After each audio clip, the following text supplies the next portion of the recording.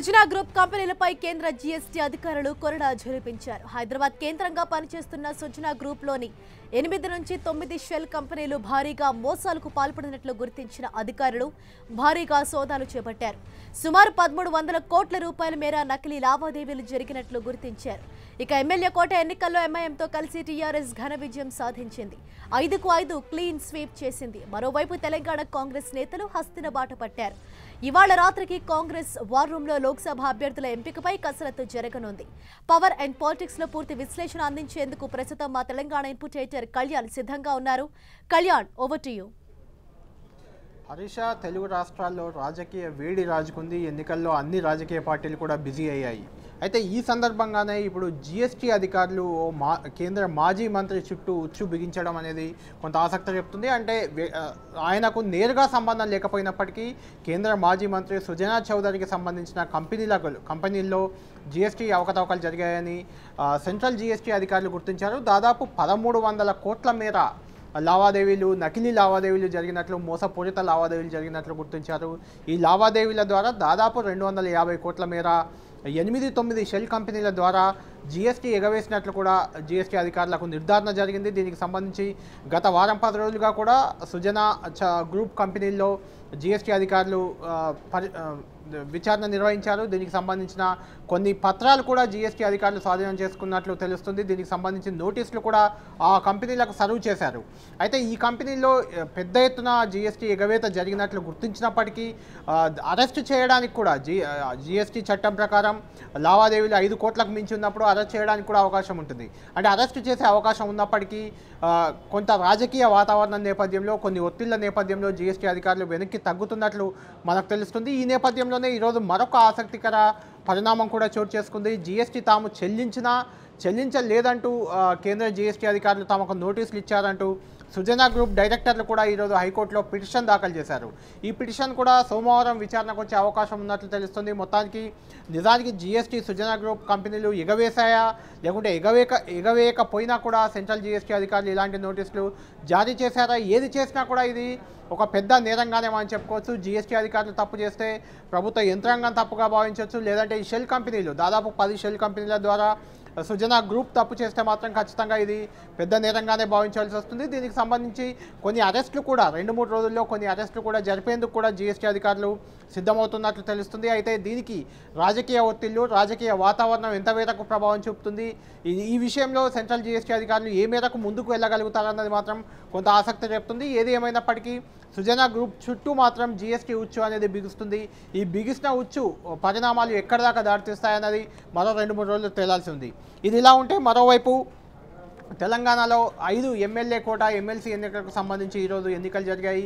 ఈ ఎన్నికలను కాంగ్రెస్ పార్టీ బహిష్కరించింది. ఇందులో క్లీన్ స్వీప్ చేసిందని చెప్పుకోవచ్చు. టీఆర్ఎస్ అభ్యర్థులు 4, అదేవిధంగా మిత్రపక్షమైన ఎంఐఎం అభ్యర్థి మరో అభ్యర్థి 5 కూడా గెలుపొందారు. ఈరోజు జరిగిన ఎన్నికల్లో షేరి సుభాష్ రెడ్డి, రియాజ్ హసన్ ఎంఐఎం అభ్యర్థి వీళ్ళిద్దరికి కూడా 19 ఓట్ల చొప్పున ఎమ్మెల్యేలు ఓట్లు వేశారు. యజ్ఞ మల్లేశం, సత్యవతి రాథోడ్, మహమూద్ అలీ ఈ ముగ్గురికి 20 ఓట్ల చొప్పున ఎమ్మెల్యేలు ఓట్లు కేటాయించారు.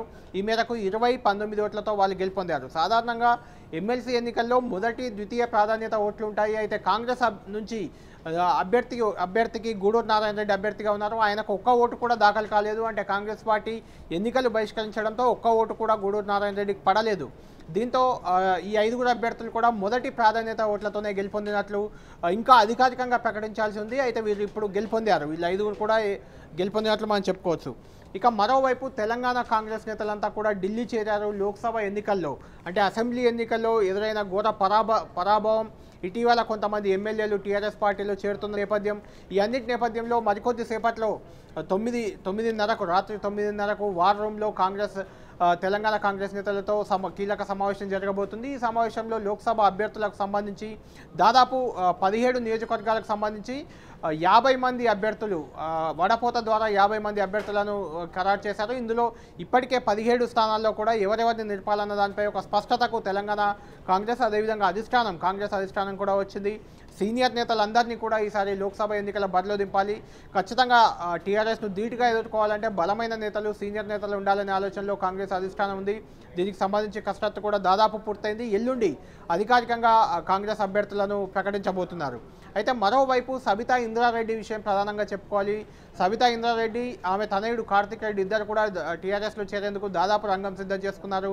ఈ నేపథ్యంలోనే రాహుల్ గాంధీ స్వయంగా సబితాతో మాట్లాడిన నేపథ్యంలో ఆమె కొంత వెనక్కి తగ్గింది. ఈరోజు సాయంత్రం రాహుల్ గాంధీని కలిసేందుకు కలవనున్నారనే ప్రచారం కూడా జరిగింది.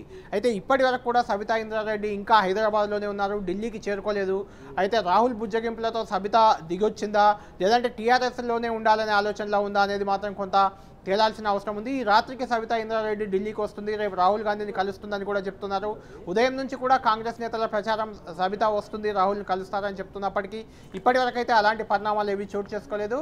రాత్రి సబితా వెళ్ళి రాహుల్ని కలుస్తుందా లేదా అన్నది కూడా కొంత ఆసక్తికర అంశంగానే మనం చెప్పుకోవచ్చు.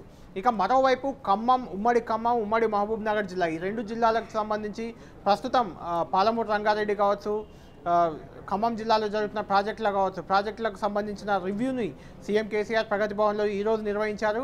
ఈ సందర్భంగా ఈ జిల్లాలకు చెందిన కీలక నేతలంతా కూడా మాజీ మంత్రి లక్ష్మారెడ్డి, మంత్రులు శ్రీనివాస్ గౌడ్, నిరంజన్ రెడ్డితో పాటు రెండు జిల్లాల్లో ఉన్న ఎమ్మెల్యేలంతా కూడా, టీఆర్ఎస్లో ఉన్న ఎమ్మెల్యేలంతా కూడా ఈ ప్రాజెక్టుల సమీక్షలో పాల్గొన్నారు. ఆ తర్వాత ఈ రెండు జిల్లాలకు సంబంధించి ముఖ్యంగా ఖమ్మం ఎంపీ అభ్యర్థి, మహబూబ్ నగర్ ఎంపీ అభ్యర్థి ఇద్దరు సిట్టింగ్లను పొంగులేటి శ్రీనివాసరెడ్డి, జితేందర్ రెడ్డి ఇద్దరిని మార్చాలనే డిమాండ్ ఈ ఖమ్మం జిల్లా నేతల నుంచి వచ్చినట్లు తెలుస్తుంది. దీనిపై కూడా సీఎం కేసీఆర్ ఈ ఎమ్మెల్యేలందరితో కూడా మాట్లాడారు. ఎవరిని అభ్యర్థిగా ఖరారు చేయాలన్న దానిపై కూడా కొంత చర్చించినట్టు తెలుస్తుంది. ఇద్దరు అభ్యర్థులు జితేందర్ రెడ్డి సిట్టింగ్ ఎంపీ జితేందర్ రెడ్డి మహబూబ్ నగర్ నుంచి, అదేవిధంగా ఖమ్మం నుంచి సిట్టింగ్ ఎంపీ పొంగులేటి శ్రీనివాసరెడ్డి ఇద్దరిని కూడా మార్చాలనే డిమాండ్ వచ్చింది. మార్చే ఆలోచనలోనే సీఎం కేసీఆర్ ఉన్నట్లు మనకు తెలుస్తుంది. Harisha, thanks for the updates Kalyan.